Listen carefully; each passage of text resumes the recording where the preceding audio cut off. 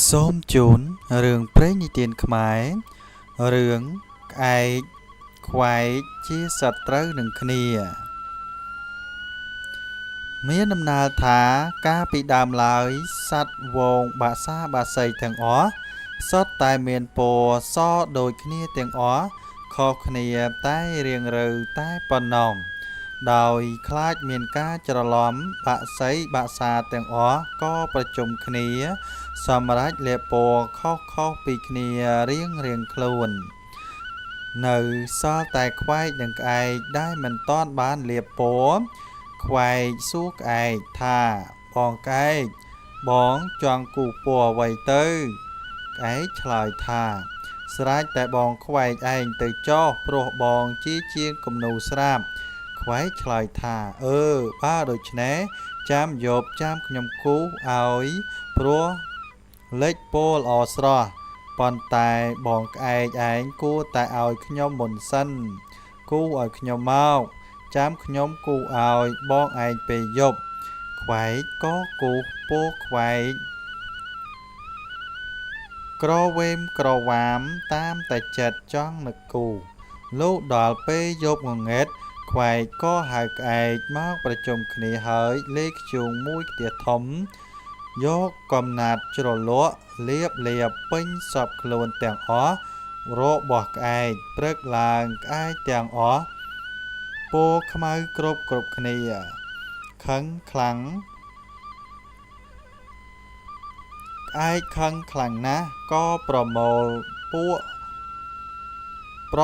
បពួកទៅរកខ្វែកដើម្បីសងសឹកប៉ុន្តែខ្វែកបានប្រមូលគ្នាចេញចាកអំពីលំនៅឋានតាំងពីព្រឹកចេញទៅរកស៊ីតែពេលយប់និងលាក់ខ្លួននៅក្នុងព្រៃរហូតទាល់សពថ្ងៃនេះគំនិតអប់រំបើយើងមិនធ្វើអាក្រក់ចំពោះគេក៏មិនចង់សងសឹកយើងវិញដែរកិច្ចការណាដែលយើងមិនចេះធ្វើនោះទេត្រូវសុំការណែនាំពីអ្នកចេះជាង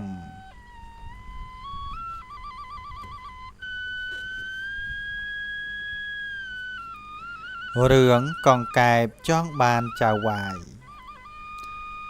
មានដំណាលមួយថាថ្ងៃមួយពួកកង្កែបនិងភ្នក់ចង់មានចៅវាយគ្រប់គ្រងទៅពីគ្រោះគ្នាភ្លាមកង្កែបមួយមានយោបល់ថាការមានចៅវាយគ្រប់គ្រងជាអាណាព្យាបាលអាចធ្វើឲ្យអ្នកផងខ្លាចអំណាចបារមីគឺមិនហ៊ានប្រមាថមើលងាយដល់ពួកយើងឡើយកង្កែបមួយក្បាលទៀតបញ្ជាក់បន្ថែមមែនហើយការមានមេកើយគ្រប់គ្រងជាបង្គងទ្រនំអាស្រ័យជារង្វាន់ដ៏ល្អពិតប្រាកដហើយ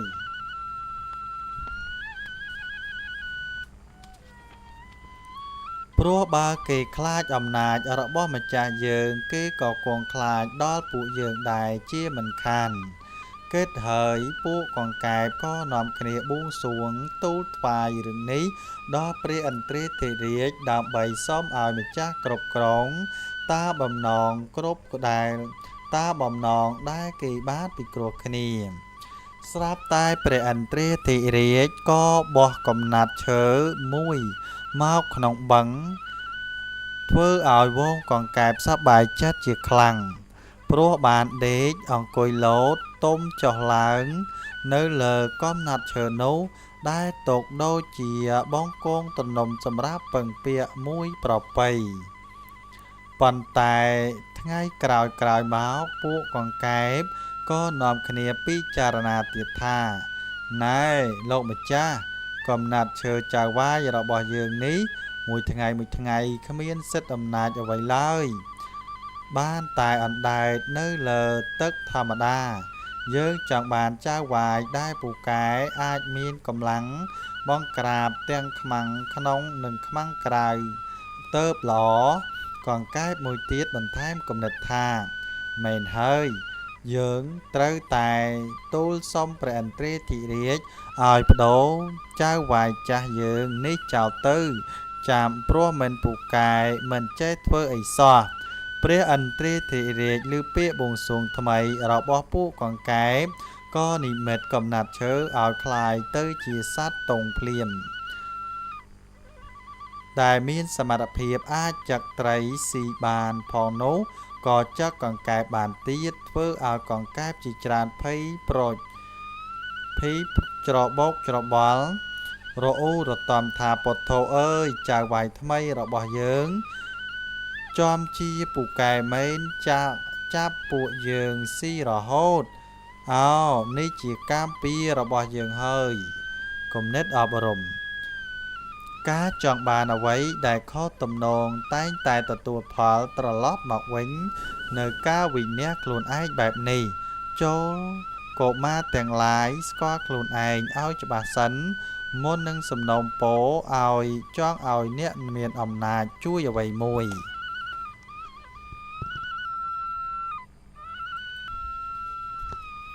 រឿងត្រីធំនិងត្រីតូចនៅក្នុងទន្លេមួយវងត្រីធំត្រីតូចកំពុងតែហែប្រជុំគ្នាភ័យច្របោកច្របល់ព្រោះខ្លាចត្រីធំមកដេញចាប់ស៊ីជួនពេលនោះត្រីធំក៏ហែមកដល់ល្មមហើយស្រែកគំរាមវងសត្វត្រីតូចថាពួកឯងប្រជុំគ្នាធ្វើអីច្រើនម្ល៉េះចង់ធ្វើបាតកម្មប្រឆាំងនឹងពួកយើងមែនទេដែលយើងចាប់ពួកឯងស៊ីរាល់ថ្ងៃនេះត្រីតូចឆ្លើយតបមកវិញដោយកោតខ្លាចថាពួកយើងខ្ញុំមិនដែលប្រជុំគ្នាដើម្បីចង់ក្រោកឈរប្រឆាំងតបជាមួយនឹងអស់លោកជាត្រីធំនោះទេគឺគ្រាន់តែចង់ប្រមូលផ្ដុំយោបល់សូមអង្វរទៅអស់លោកសូមមេត្តាអស់លោកកុំចាប់ពួកយើងស៊ីច្រើនពេកបើលោកស៊ីរាល់ថ្ងៃច្រើនដល់យ៉ាងនេះពួកយើងខ្ញុំទាំងអស់បានคล้ายជាត្រីធំដូចអស់លោកមិនដាច់កើត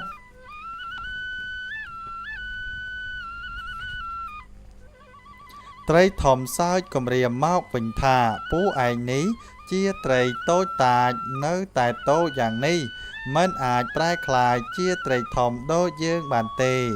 ហើយត្រូវតែធ្វើជាចំណីរបស់យើងរហូតមានតែយើងទេដែលជាត្រីធំហើយគ្មានត្រីណាហ៊ានមកស៊ីយើងទៀតនេះឡើយឥឡូវពេលនេះមិនបាច់នាំគ្នាប្រឹងរត់ទៅណានោះទេនៅឲ្យស្ងៀមឲ្យយើងត្របាក់ស៊ីដោយស្រួលមក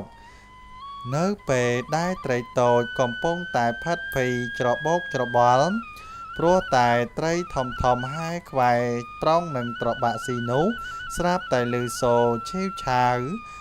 នៅលើផ្ទៃទឹកគឺស្នូសំណាញ់របស់អ្នកនេសាទបងប្រាវមកក្នុងទន្លេត្រង់កន្លែងដែលវងត្រីតូចកំពុងតែត្រូវត្រីធំសម្លុតគំរាមនោះសំណាញ់ក្តោបព័ទ្ធជាប់រង្វង់មូល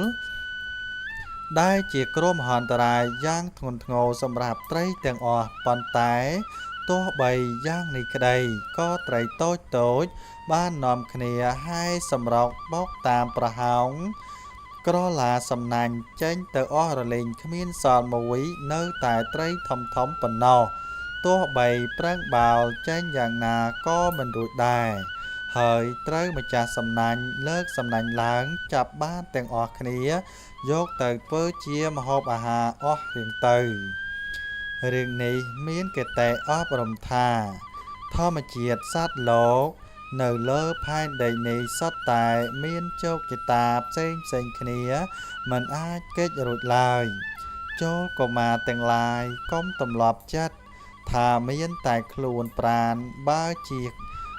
ក្រាន់បើជាងគេឲ្យសោះវានៅមានគេក្រាន់បើជាងយើងទៅទៀត